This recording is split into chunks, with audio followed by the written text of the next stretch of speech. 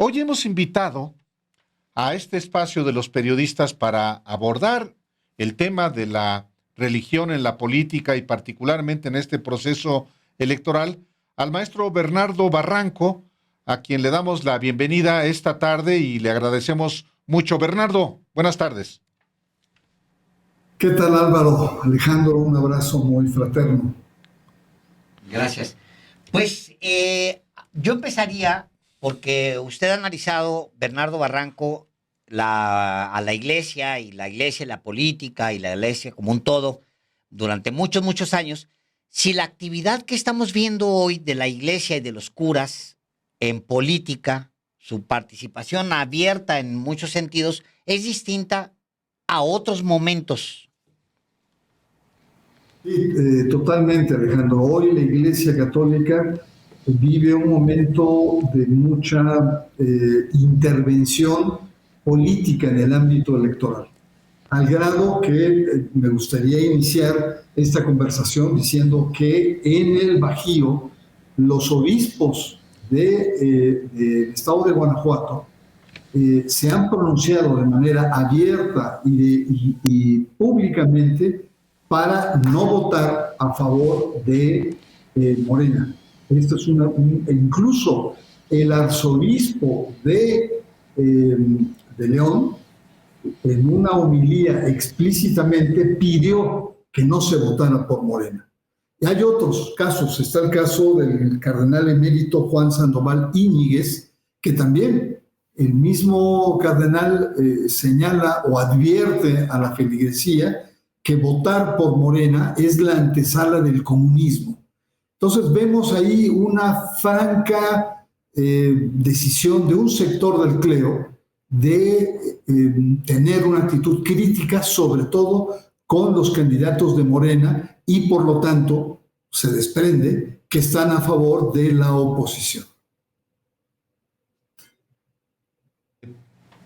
Ministros de culto,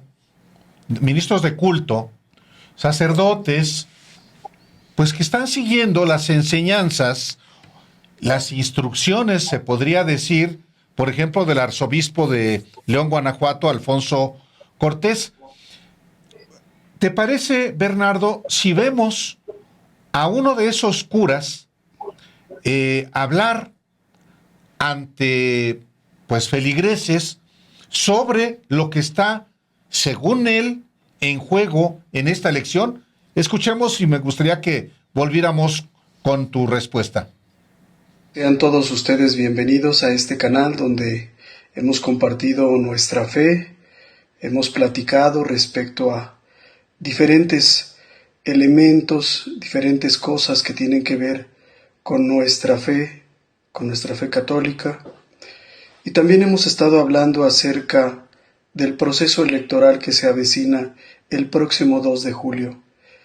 Quiero agradecerles una vez más que vean este video, porque este video lo preparé especialmente para mis hermanos católicos de Escuela de Pastoral.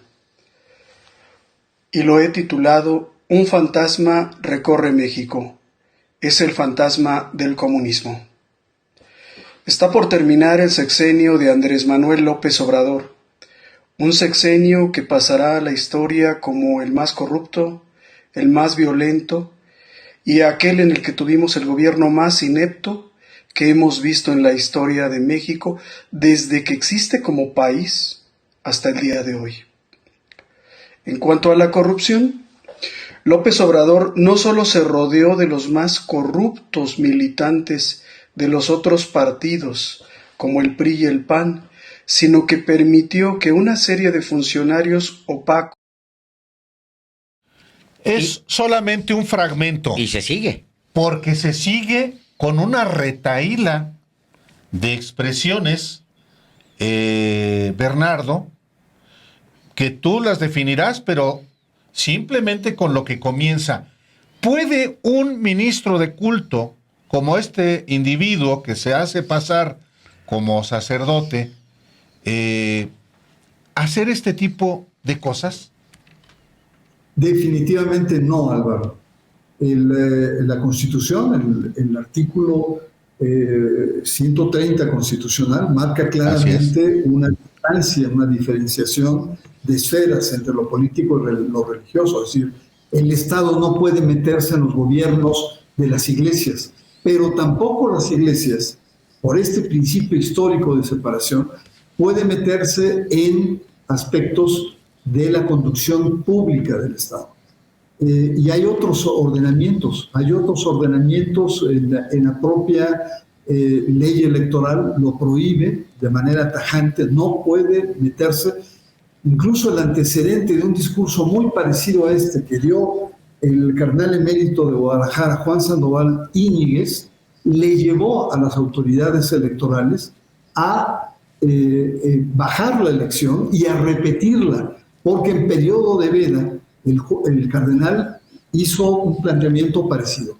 Entonces estamos ante un momento de, podríamos decir, envalentonamiento de la Iglesia Católica que no veíamos desde hacía mucho tiempo. Incluso algunos lo comparan con lo que pasó en la Guerra Cristera, donde los sacerdotes, el clero, los obispos salían a enfrentar rabiosamente al máximo gobierno. Hay que ver un poco la historicidad reciente, Álvaro Alejandro, y esto lo entendemos de una especie de una radicalización paulatina por parte de los obispos. El epicentro viene desde que Andrés Manuel López Obrador toma el poder y tiene una interlocución muy abierta con los evangélicos. Incluso se decía si era evangélico, no, cuál era, le promete estaciones de televisión, etc.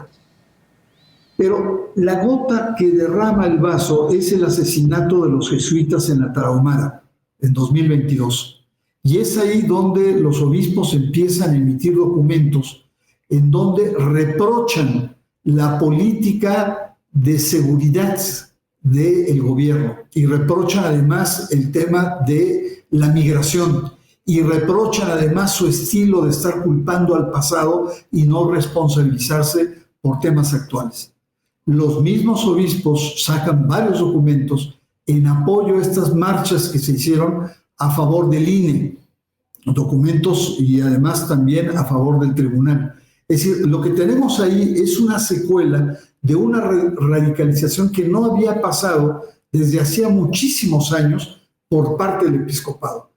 Otro elemento fundamental es que los obispos muestran músculo organizando jornadas por la paz, jornadas en todo el país donde hacen un diagnóstico de lo que está pasando, de cuáles son las principales causas y las posibles soluciones. Todo este movimiento que se dio el año pasado culmina con el famoso documento sobre la paz en el cual los diferentes candidatos firman. Y ahí Claudia Sheinbaum firma diciendo yo estoy por la paz, pero no comparto el diagnóstico, porque el diagnóstico es un diagnóstico cuya cercanía ideológica, conceptual y política está más ligado a la oposición. Y ahí Claudia dice yo tomo distancia de estos planteamientos. Entonces, lo que tenemos ahora es un activismo que es totalmente inconstitucional, y aquí me quisiera preguntar, ¿qué está haciendo Gobernación? ¿Qué están haciendo las autoridades electorales?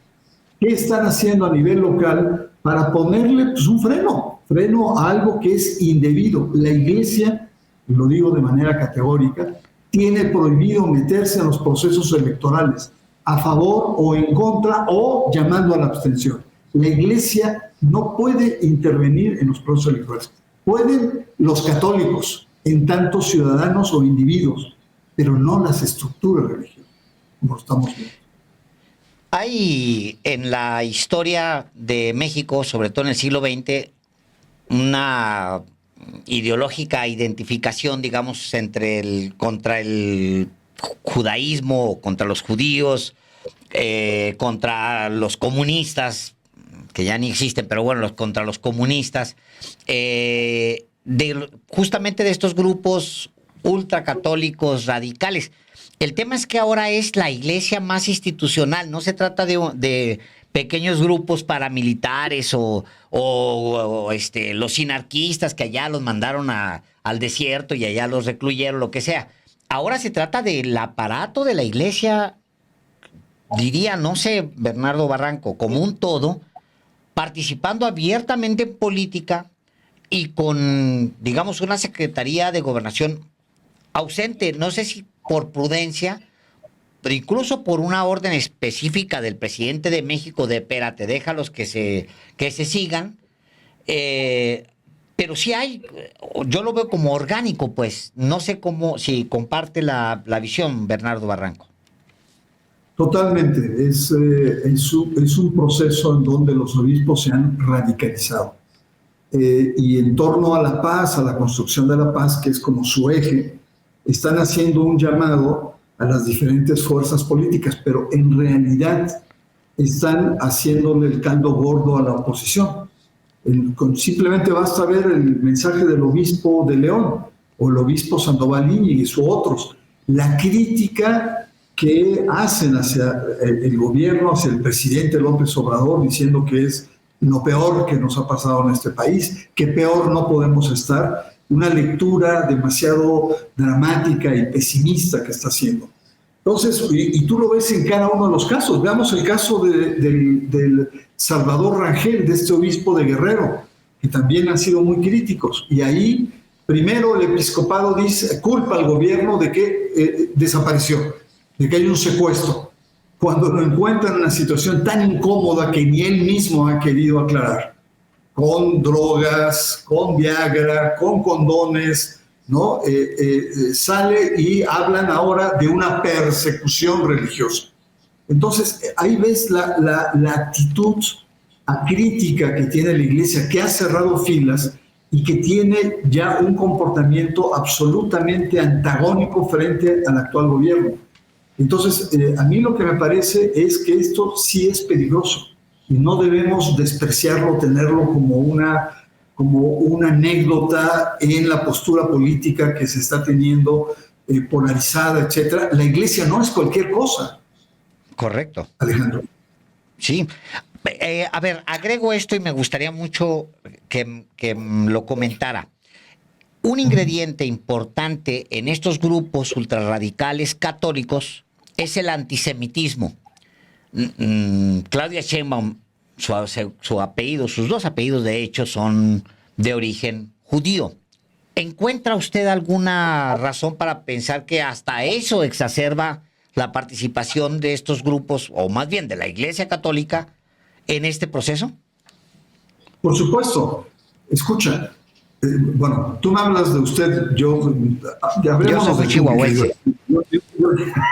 Yo te conozco ya de muchos años, te he venido escuchando y tal.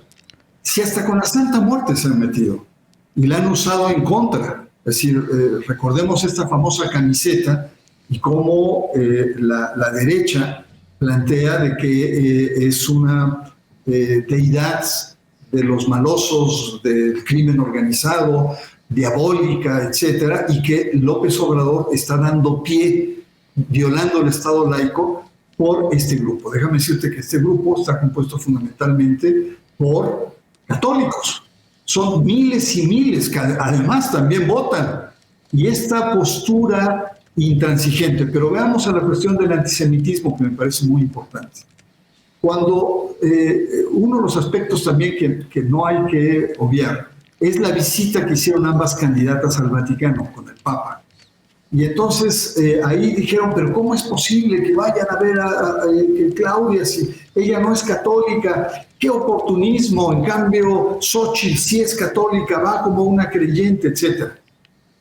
Cuando evidentemente que el Papa no solo representa a los católicos, es un jefe de Estado que representa y tiene contactos con una cantidad inconmensurable de gente de otras religiones. O sea, ahí no había absoluta, pero los católicos de ahí se quisieron agarrar.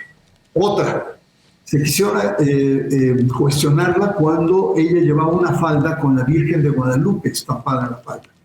y decían, ¿cómo es posible una judía que esté con la estampa de la Virgen de Guadalupe? Escuchen, nosotros conocemos en nuestros ámbitos comunistas, que hay poco, como tú dices, que son guadalupanos, ateos que son guadalupanos. Yo conozco varios judíos. Adela Micha me ha dicho, yo soy guadalupana de hueso colorado.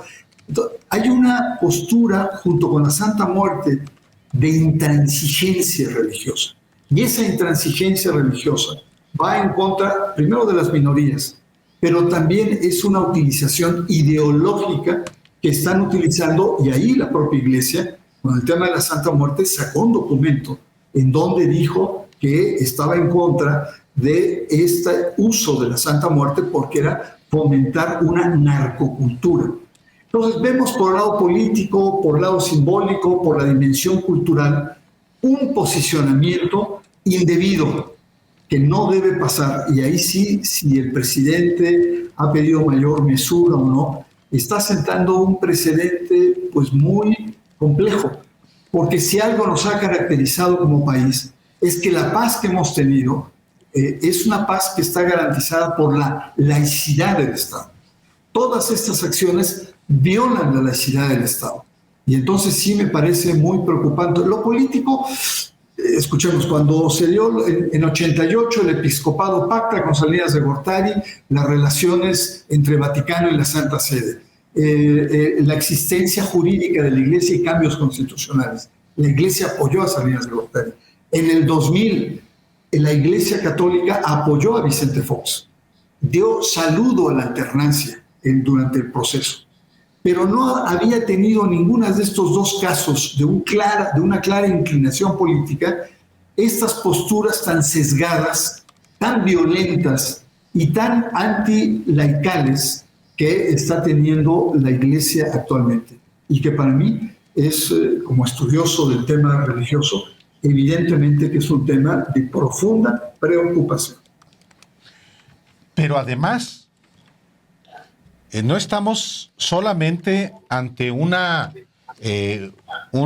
2, 3 curitas fanáticos. Estamos hablando de la propia conferencia del Episcopado Mexicano, que es el organismo que agrupa la estructura de la Iglesia Católica en México. Y hay una abierta violación a la Constitución General de la República vigente. El artículo 130, tú lo invocabas hace un momento, Bernardo, pero yo quiero leer el inciso E del artículo 130 de la Constitución. Dice: los ministros no podrán asociarse con fines políticos ni realizar proselitismo a favor o en contra de candidato, partido o asociación política alguna. Tampoco podrán, en reunión pública, en actos de culto o de propaganda religiosa, ni en publicaciones de carácter religioso, oponerse a las leyes del país o a sus instituciones, ni agraviar, ni de cualquier forma, los símbolos patrios. Aquí hay dos elementos que claramente están siendo violados con el activismo, no solamente del cura de Querétaro, el que escuchamos hablar de que el fantasma del comunismo recorre a México, no solamente de él, sino del obispo, el arzobispo de León, y del continuo desafío, por ejemplo, de Ramón Castro, el obispo de Cuernavaca. No solamente es el caso de estos, es también este proselitismo, proselitismo en contra de Morena, y también el que se opongan a las leyes o a sus instituciones. La institución presidencial es una institución reconocida por la Constitución en México. Aquí por lo menos observo 2 violaciones a la Constitución, Bernardo. Sí, totalmente, lo has planteado muy bien. Y si nos vamos a la ley electoral, también lo dice muy claramente y hay sanciones que pueden ir desde la amonestación o lo que se llama apercibimiento hasta la suspensión de alguna diócesis o donde se hicieron con más multas económicas. No, totalmente. Aquí lo que está en juego, y por cierto, te hago un paréntesis, pero al obispo Castro y Castro le apodan el Monseñor Latinos por su cercanía ideológica al grupo Loret de Mola, que es una postura muy radical, muy anti López Obrador. El obispo Latinos.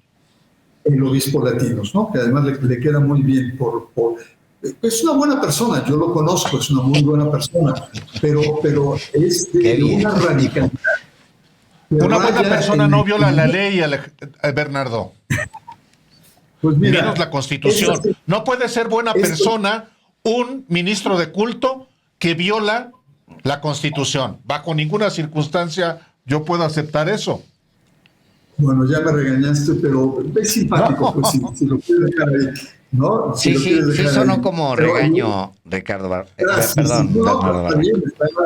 Lo que yo creo en todo esto es que la dimensión de la laicidad, la laicidad ha sido un instrumento desde fines del siglo XIX, un instrumento de estabilidad, de convivencia entre los diversos. ¿Por qué?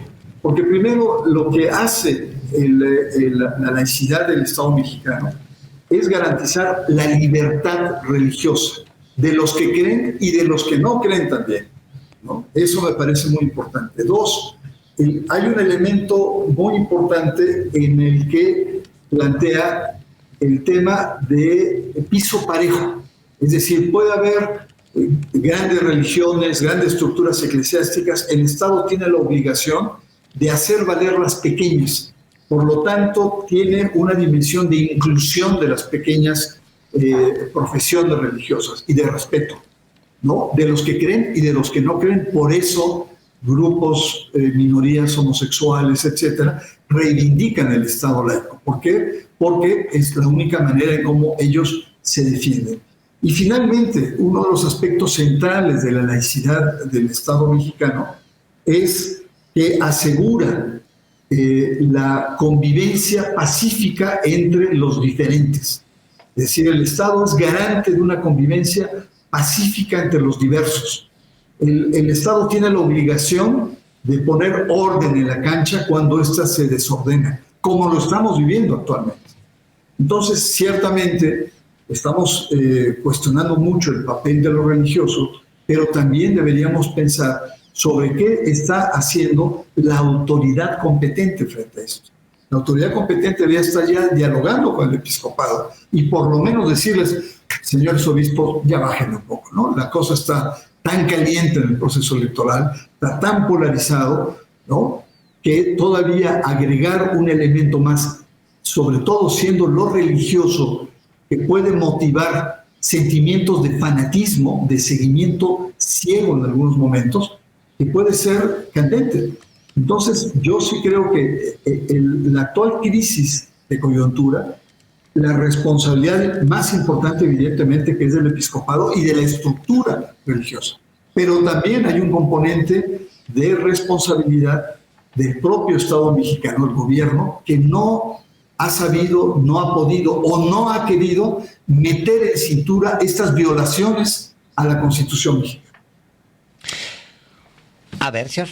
Iba yo a recordarle a Bernardo y al auditorio que en 2021, también en una coyuntura electoral como la que está en curso, hubo una sola, un solo pronunciamiento del gobierno de México sobre el activismo que también en aquel momento hubo de ministros de culto religioso. Este pronunciamiento ocurrió el 26 de abril del 2021 y fue una exhortación que dice lo siguiente: la Secretaría de Gobernación es la dependencia encargada de la conducción de las relaciones del Poder Ejecutivo Federal con los actores religiosos en el país, y esta encomienda incluye promover y vigilar el cumplimiento de las disposiciones constitucionales y legales en materia de culto público, iglesias, agrupaciones y asociaciones religiosas. Y después de que este comunicado recuerda el artículo 130 y acuerda también lo que pueden hacer y no hacer los ministros de culto, exhorta. Esto es por lo menos lo que debería hacer, Bernardo, la Secretaría de Gobernación ante este activismo de la Iglesia. Por supuesto, tiene que intervenir con una mayor capacidad de decisión. Hiciste un recuerdo de lo que pasó ahí y hay que ver que no solamente amonestó o apercibió a ciertos personajes religiosos, sino también hubo una multa explícita a sacerdotes como el cardenal Carlos Aguiarretes por expresiones que hizo sesgadas. Evidentemente al cardenal de Guadalajara, Juan Sandoval Íñiguez, no solamente fue eso, sino que echó para atrás la elección de Tlaquepaque y se volvió a repetir.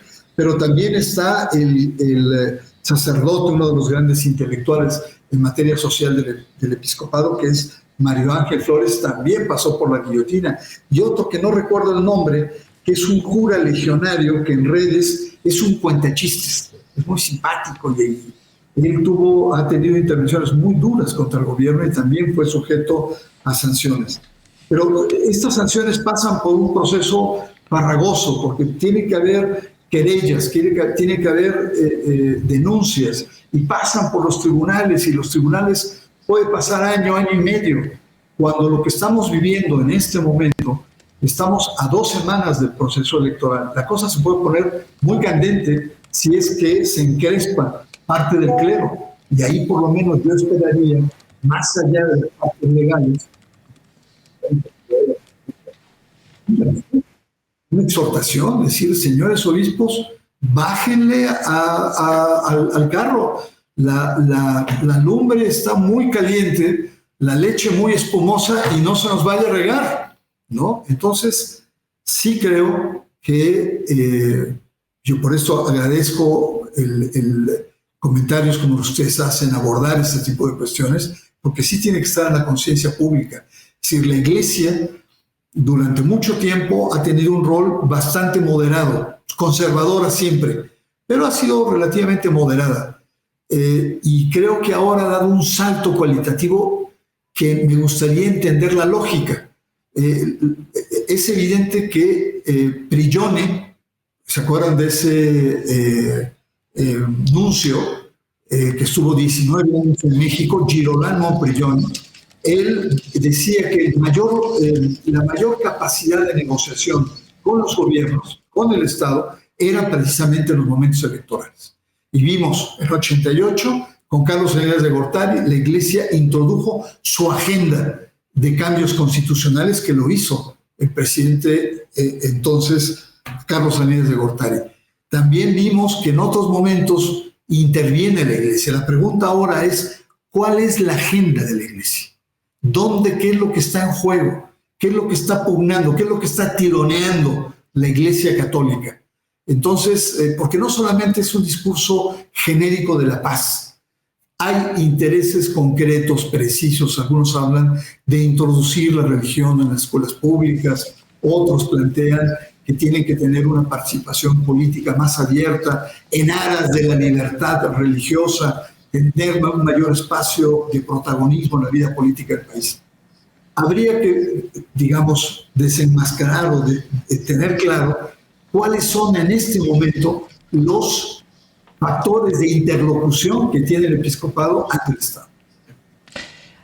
Una última pregunta de mi parte. O sea, la Iglesia claramente está desafiante, está antisemita, está metida en política, está fanática. También está mintiendo, porque hay una cantidad de mensajes que están circulando, por ejemplo, en WhatsApp, francamente mentirosos, donde se habla, por ejemplo, de una nueva constitución política y pluricultural en México. Es uno de los mensajes.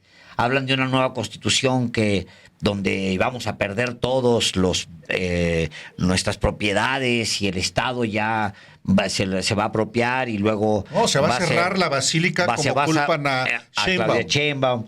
Y también todos los días en la mañana va a ser obligación comerse a un niño hervido y adorar a la Santa Muerte. En fin, toda esa cantidad de cosas que hay sectores que sí creen.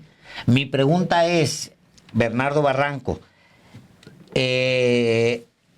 haciendo incluso el referente que hacía con los cristeros, ¿sí tiene el peso suficiente la Iglesia como para que la Secretaría de Gobernación se preocupe y realmente haga algo?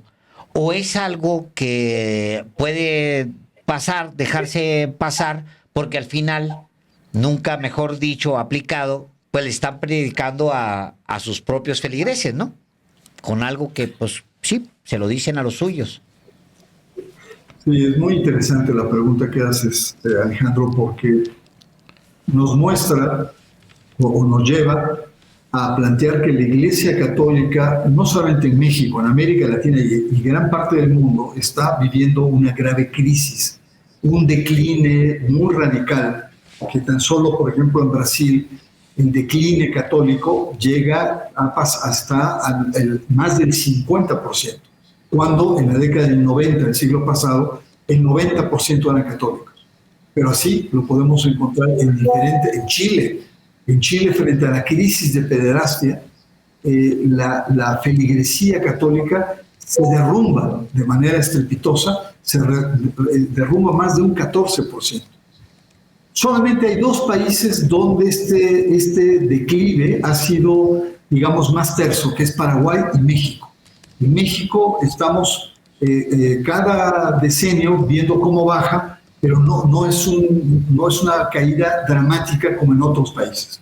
Estamos alrededor del 86%, 87% de católicos en este país.